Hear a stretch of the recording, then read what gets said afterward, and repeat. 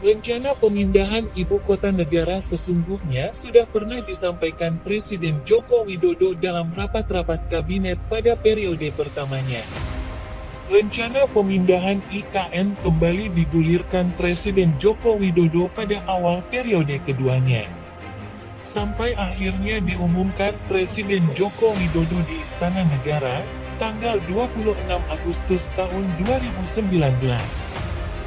Lokasi dipilih sebagian di PPU dan sebagian lagi di Kutai Kartanegara, Kukar. Menurut Menteri Dalam Negeri, Mendagri, Tito Karnavian bahwa beban Jakarta dan daerah sekitarnya itu sudah terlalu berat. Jakarta dan daerah sekitarnya seperti Tangerang, Bekasi dan Depok itu sudah bukan lagi kota metropolitan, tapi megapolitan. Ada banyak pertimbangan mengapa ibu kota harus dipindahkan dari Jakarta. Lalu lintas sudah terlampau padat. Disparitas antara daerah yang beruntung dan kurang beruntung sangat jomplang. Sistem tata ruang kota Jakarta pun tidak didesain dari awal untuk menjadi ibu kota negara.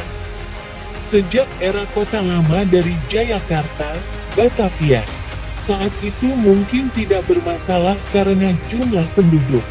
Alat transportasi dan penduduk masih tidak banyak. Belum lagi masalah sosial, misal menjamurnya pemukiman kumuh, sementara tidak jauh dari sana gedung-gedung pencakar langit kokoh menjulang.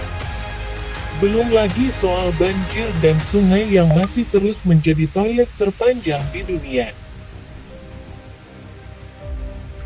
Ibu kota negara adalah pintu masuk negara, sekaligus etalase negara. Jadi opsinya adalah mengurangi aktivitas masyarakat di sekitar ibu kota.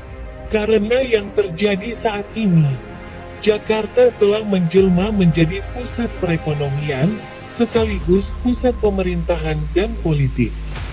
Akibatnya seluruh aktivitas sosial, ekonomi, budaya hampir seluruhnya terkonsentrasi di Jakarta. Di Jakarta, kantor-kantor kementerian pun masih terpisah-pisah.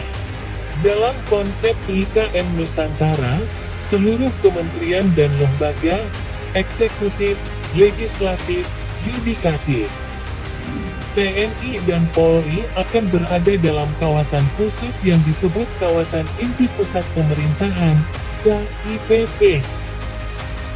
Faktor lain yang menjadi alasan pemindahan ibu kota negara adalah untuk menemukan posisi sentral Indonesia sebagai negara kepulauan.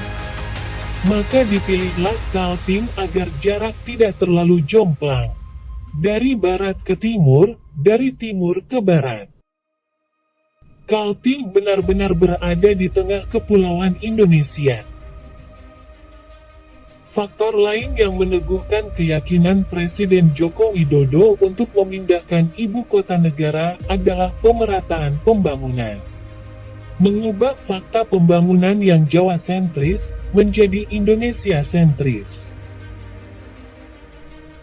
Pilihannya kemudian adalah Kalimantan Tengah, Kalteng, Kalimantan Selatan, Kalsel, dan Kalimantan Timur, Kaltim. Kalsel problemnya di lowland tanahnya gambut. Meski lahannya luas dan memadai, tapi tidak cukup aman untuk pengembangan bangunan 100 hingga 200 tahun ke depan. Lahan di Kalsel yang relatif bersih lingkungan, tidak jauh dari dermaga besar dan bandara internasional, belum ada. Justru lebih banyak dikelilingi tambang. Sedangkan di Kalteng, ada lahan luas di kawasan Gunung Mas. Tapi belum ada fasilitas, belum ada bandara yang representatif dan dermaga yang besar. Lingkungan yang dinilai relatif masih asri adalah Kaltim. Didukung fasilitas pendidikan, kesehatan, ditambah lagi pusat perbelanjaan, perhotelan, dan sudah memiliki infrastruktur jalan tol. Ditambah lagi, Kaltim relatif aman, baik dari masalah sosial maupun bencana alam. Kaltim juga memiliki dua kota penunjang utama, yakni Balikpapan dan Samarinda dengan dua bandara internasional yang representatif.